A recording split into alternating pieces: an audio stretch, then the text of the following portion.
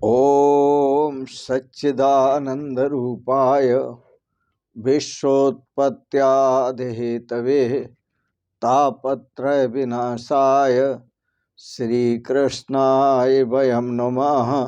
श्रीकृष्णाय वयं नमः। ध्येयं सदा परिभवग्नमभीष्टदोहं तीर्थास्पदं शिवविरञ्चनुतं शरण्यं भृत्यार्तिहं प्रणतपाल भवाब्धिपोतं वन्दे महापुरुष ते चरणारविन्दं। वन्दे महापुरुष ते चरणारविन्दम। पूर्व प्रसंग में आप श्रवण कर रहे थे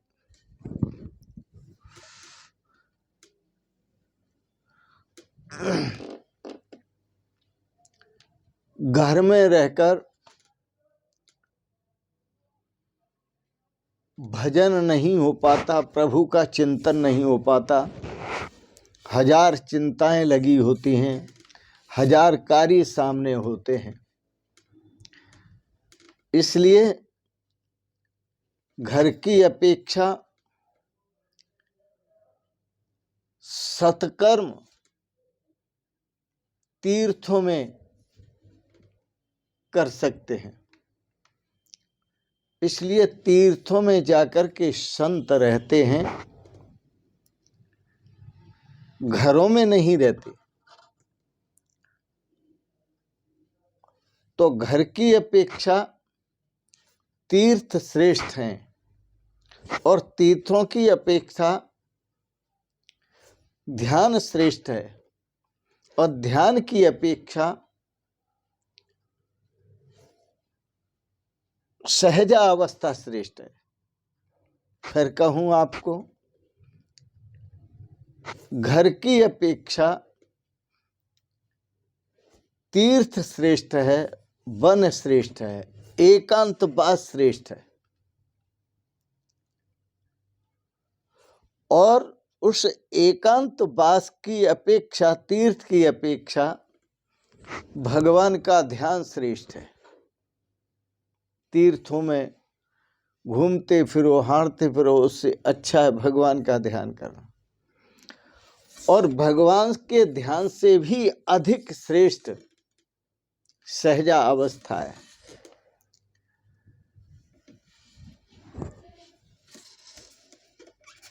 श्रीमद्देवी भागवत में लिखा है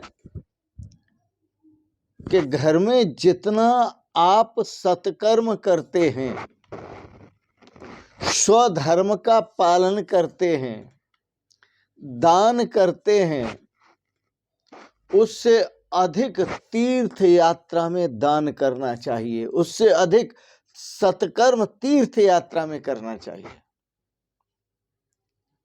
और यदि घर से अधिक तीर्थ यात्रा में सत्कर्म न हो पाए तो ये समझ लेना आपका तीर्थ में जाना व्यर्थ है।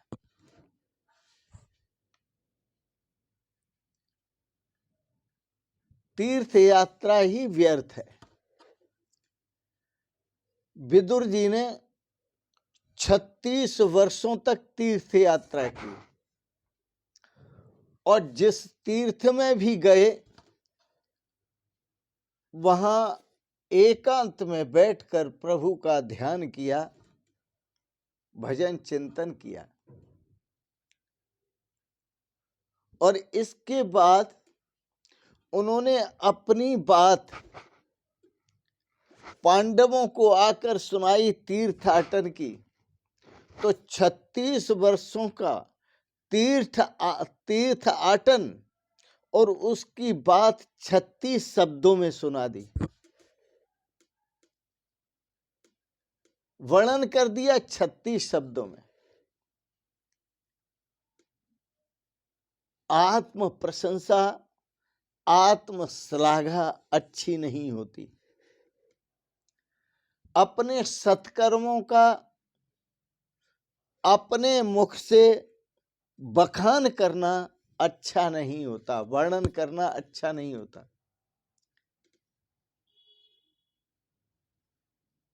उन्होंने थोड़े शब्दों में इसलिए कही अपनी बात, 36 वर्षों की तीर्थ यात्रा की बात 36 शब्दों में कही, थोड़े शब्दों में इसलिए कही कि मानव का एक स्वभाव है, अपने पुण्यों का तो गान करता है, पुण्यों को तो सबको सुनाएगा, पर उसने जो पाप किए हैं उन पापों को छुपाता रहता है, सबसे छुपाएगा, माँ से, बाप से, भाई से, बहन से, पड़ोसी से, गुरु से, संत से, ब्राह्मण से, विद्वान से, सबसे छुपाएगा। लेकिन याद ये रखना है कि पाप आप कितना ही छुपाओ तो छुपाने से पाप का निवारण नहीं हो जाता, उस पाप का जो फल है वह तो भोगना ही पड़ेगा, वह तो भोगना ही पड़ेगा। इसलिए अपने हाथों से जो पुण्य हो जाए सुंदर है, जो सत्कर्म हो जाए सुंदर है, जो सेवा हो जाए सुंदर है। पर एक बात याद रखना, सत्कर्म करके भूल जाओ, पुण्य करके भूल जाओ, सेवा करके भूल जाओ, परंतु जो पाप कर्म हो जाए उसको याद रखो और उसके निवारण का उपाय करो, भगवान से बार बार क्षमा मांगो, क्षमा याचना करो। पर बात तो वही है, मनुष्य पुण्य को तो याद रखता है लेकिन पाप को याद नहीं रखता। युवा अवस्था में जितने भी पाप होते हैं, जितने भी पाप होते हैं, बुढ़ापे में वो पाप आकर के सताते हैं। बुढ़ापे में नींद नहीं आती उन पापों का स्मरण करके। बुढ़ापा ये बताता है कि तुमने जो पाप किए हैं उनको याद करो, ये बताता है बुढ़ापा। नींद नहीं आती। विदुर जी धृतराष्ट्र जी के यहां जाते हैं। धृतराष्ट्र जी ने विदुर जी धर्मराज युधिष्ठिर के यहाँ जाते हैं। धर्मराज युधिष्ठिर ने विदुर जी का स्वागत किया, सुंदर व्यवस्था दी। धर्मराज अपने युधिष्ठिर अपने राजमहल में विश्राम करते हैं। दूसरा जो राजमहल है सुंदर व्यवस्था वाला, उसमें धृतराष्ट्र जी विश्राम करते हैं। रात को 11 बजे विदुर जी ने प्रवेश किया। वह मध्य रात्रि में समय विदुर जी धृतराष्ट्र के पास गए तो धृतराष्ट्र जग रहा था। जब धृतराष्ट्र जी जग ही रहे थे तो विदुर जी पहुंच गए। पूछा, भैया आपको नींद नहीं आ रही?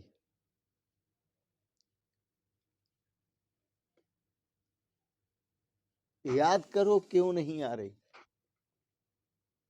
आपने विष भरे लड्डू भीम को खिलाए थे मारने के लिए, और उसी भीम के यहां मीठे लड्डू खाते हो आप। उसी के घर में रहते हो आप। धिक्कार है आपको। पांडवों को तुमने दुख दिया और जितना दे सकते थे उतना दुख दिया, और तुम ऐसे दुष्ट हो, पापी हो, धूर्त हो कि राज्यसभा में द्रौपदी को बुलाने की जो आज्ञा दी थी वो तुमने ही दी थी, जो सम्मति दी वो तुमने ही दी। तुम्हें धर्मराज युधिष्ठिर के राज्य में रहने का कोई अधिकार नहीं है। इसलिए पांडवों को छोड़कर, इस राज्य को छोड़कर यात्रा करो और यात्रा में जाकर, तीर्थ में जाकर भजन करो। धृतराष्ट्र कहता है विदुर जी, मेरे भतीजे बहुत अच्छे हैं, मेरे भतीजे बहुत अच्छे हैं, मेरी खूब सेवा करते हैं, उन्हें छोड़कर कहीं जाने का मेरा दिल नहीं करता।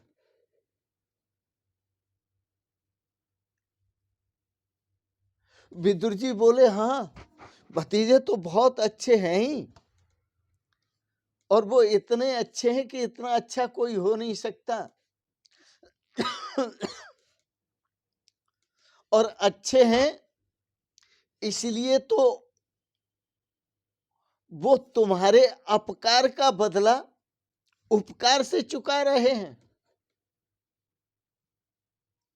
तुमने उनका जी भर के अपकार किया था, उसका बदला वो उपकार से चुका रहे हैं कि तुम्हारे बुढ़ापे में तुम्हारी सेवा कर रहे हैं, तुम्हारी व्यवस्था कर रहे हैं। तुमने पांडवों को मारने के लिए कितने प्रयत्न किए, कितने प्रयत्न किए। अब तुम्हें भतीजा प्यारा लगता है? भीमसेन को विष के लड्डू खिलाए, एक लाक्षागृह बनाया, उसमें पांचों पांडवों को बंद करके आग लगवा दी उन्हें मारने के लिए। फिर भी वो भतीजे तुम्हारे अपकार का बदला उपकार से दे रहे हैं, तुम्हारी व्यवस्था कर रहे हैं। और अब पांडव भी प्रयाण करने वाले हैं, स्वर्ग आरोहण करने वाले हैं, और जब वो स्वर्ग आरोहण करेंगे इस राज्य को छोड़कर, तो तुम्हें सिंहासन पर बिठाएंगे। इसलिए अब यह जो उम्र है बुढ़ापे की, ये सिंहासन पर बैठने की नहीं, राज्य करने की नहीं, ये भगवान का भजन करने की है, भगवान का चिंतन करने की, ध्यान करने की है। तुम्हारे सिर पर मृत्यु मंडरा रही है, शकल भी बिगड़ रही है, बुढ़ापे में बिगड़ जाती है। तुम्हारे मुख पर झुर्रियां पड़ रही हैं, मुझे मृत्यु का दर्शन हो रहा है। धृतराष्ट्र बोला, हाँ ये सब लक्षण मुझे दिखाई दे रहे हैं, मेरे चेहरे पर झुर्रियां भी हैं और मृत्यु भी दिखाई दे रही है। विदुर जी कहने लगे, भैया जो समझ बूझ कर घर का त्याग कर दे, गृह का त्याग कर दे, उसका शीघ्र कल्याण होता है।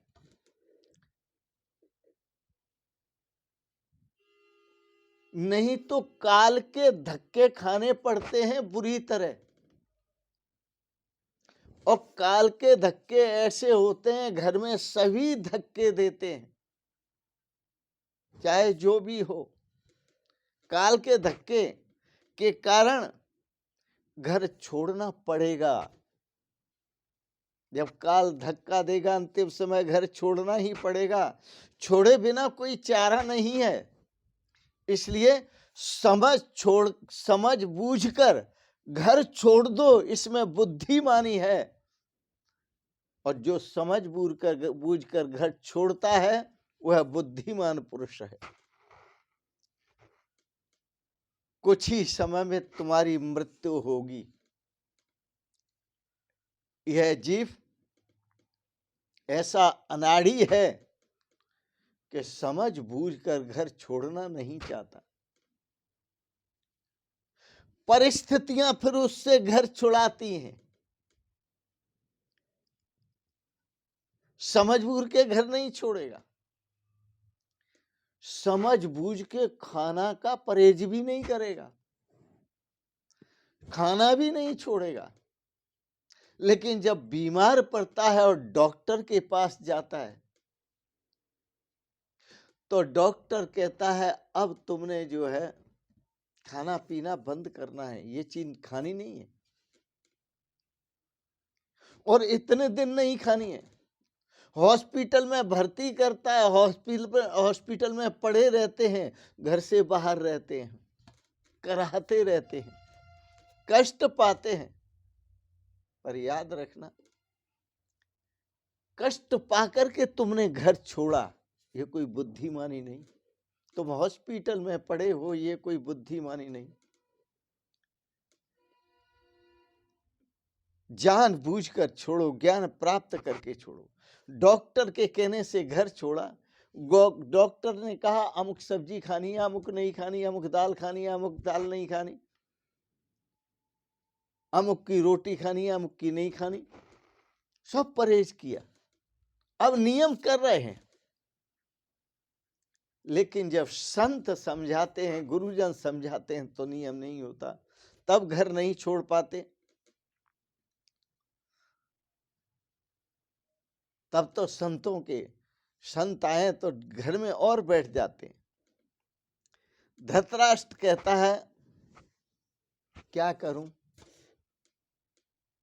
विदुर जी मध्य रात्रि में गए और कहने लगे भैया करना क्या है, घर छोड़ो, राज छोड़ो, चलो। बोले सुबह चलेंगे। बोले सुबह क्या जाना है, अभी चलना है।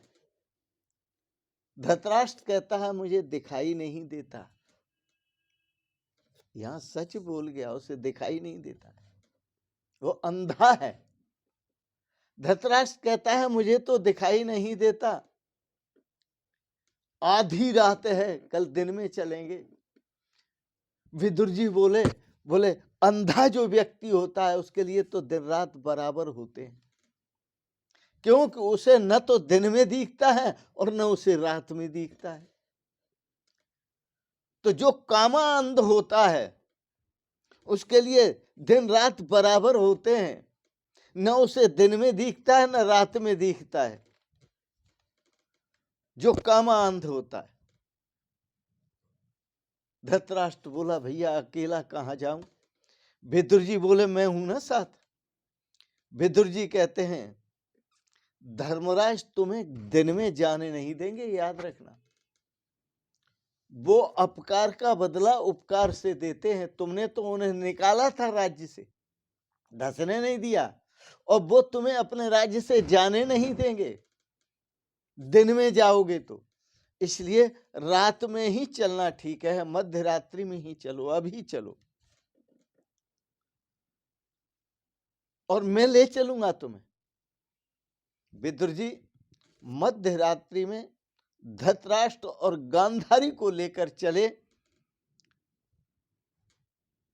और सप्त स्रोत तीर्थ पर आए, और सप्त स्रोत तीर्थ पर आकर के कहा यहीं जलपान करो और यहीं प्रभु का ध्यान करो। वो और पालती मार करके, आलती पालती मार करके, आसन मार करके बैठो और प्रभु का ध्यान करो। इसी में तुम्हारा उद्धार है, इसी में कल्याण है। धृतराष्ट्र और गांधारी आसन जमाकर सप्त स्रोत तीर्थ पर बैठते हैं और प्रभु का ध्यान करते हैं, भगवान को याद करते हैं, अपने कल्याण के लिए अपने साधन में लग गए। इनको साधन में लगे रहने दो। आगे की प्रसंगत कथा कल के प्रसंग में कहेंगे।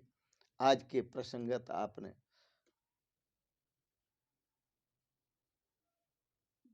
जो कथा श्रवण की, इसके लिए बहुत बहुत अनुग्रहित हैं।